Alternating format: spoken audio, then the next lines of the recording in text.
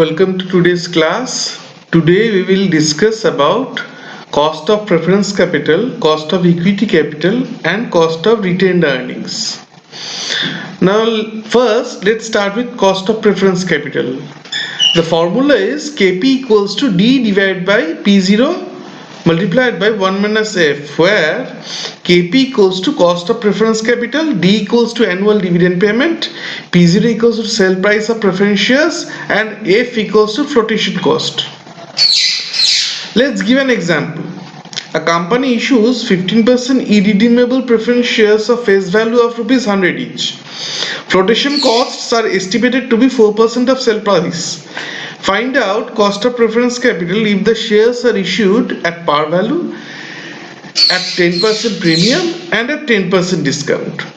Now let's solve the problem. We know Kp equals to D divided by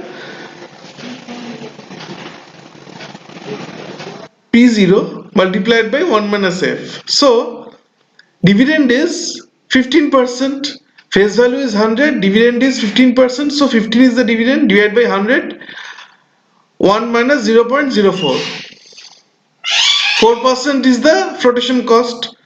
So 15 divided by 96 equals to 15.625%. Next, if it is issued at 10% premium, Kp equals to 15 divided by 110 multiplied by 1 minus 0.04, that is 15 divided by 105.6 equals to 14.20%.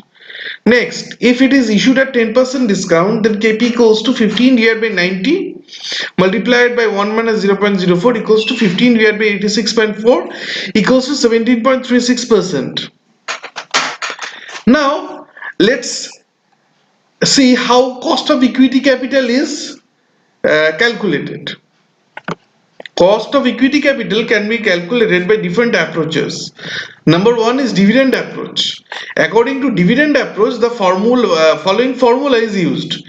That is Ke equals to D1 divided by P0 plus G, where Ke equals to cost of equity capital, D1 equals to dividend after 1 year, P0 equals to current market price, G equals to growth rate in dividends. Let's give an example.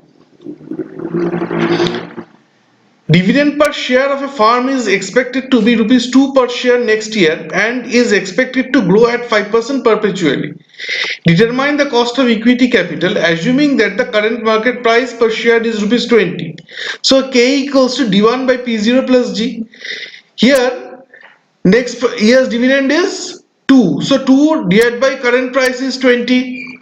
2 divided by 20 plus growth rate is 5%. Growth rate in dividends. So 2 divided by 20 plus 5% equals to 0.1 plus 5%, that is 15%, 0.15 or 15%. So here cost of equity equals to 15%. Now let's give another example. From the following information, determine the cost of equity shares of company A. The current market price of a share is rupees 120. Cost of flotation per share on new shares equals to rupees 2.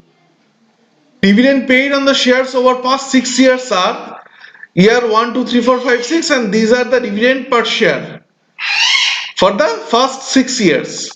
Now assume a fixed dividend payout ratio.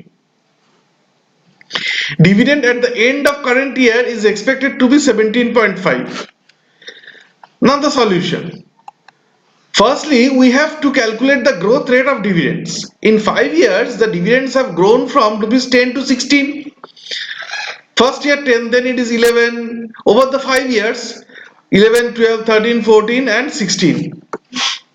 So the compound growth factor is 16 divided by 10 equals to 1.6. Therefore, the annual growth rate in dividends will be 10%. As from the compound factor table, sum of rupee 1 will accumulate to rupees 1.611 in 5 years at the rate of 10% interest.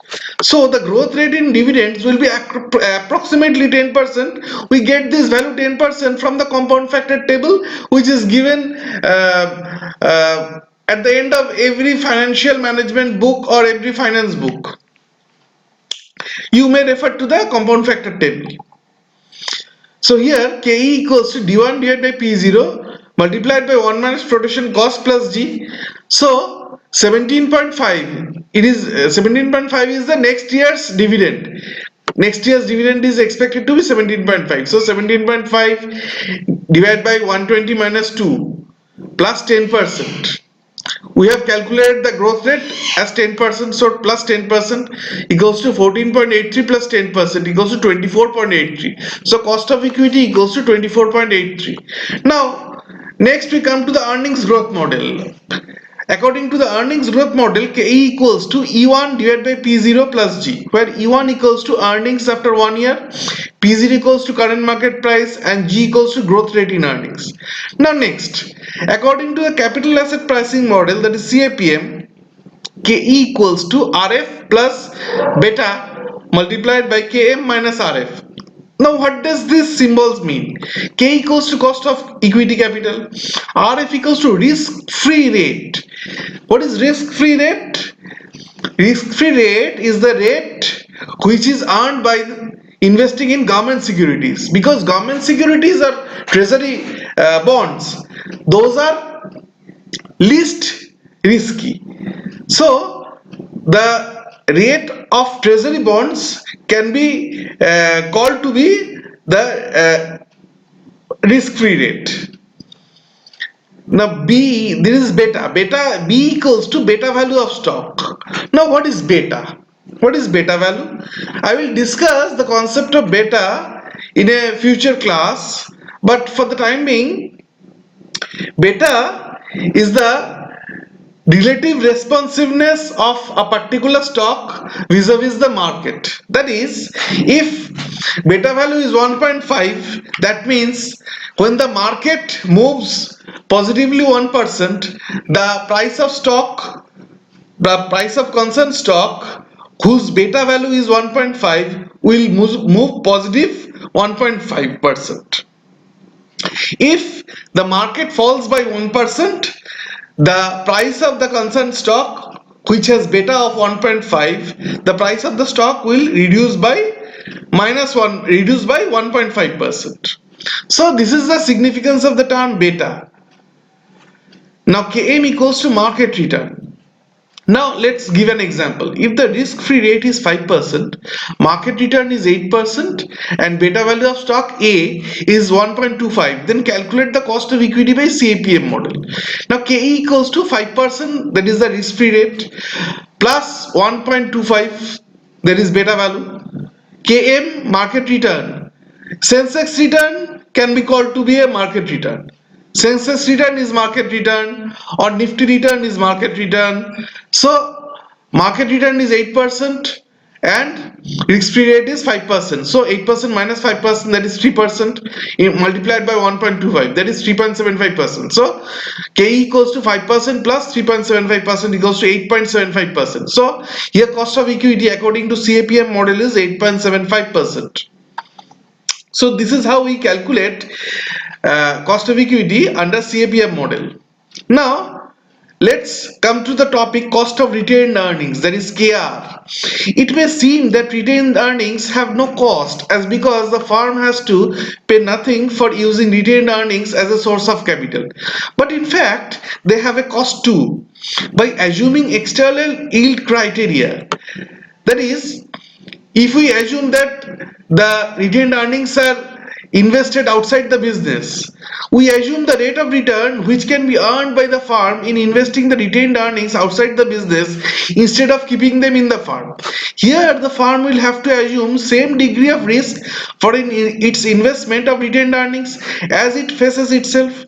Thus, by external yield criteria, KR is approximately KE. So assuming external yield criteria, KR equals to KE. KR is approximately KE but not actually equal, because KE has a flotation cost. KR does not have a flotation cost. But in terms of solving problem, in time of solving problem, we will assume external yield criteria and we will assume KR equals to KE. So with this, I have come to the end of today's class. Hope you have understood and liked what I have taught today. If you have any problem, feel free to comment. I'll be happy to answer. Thank you for watching this video.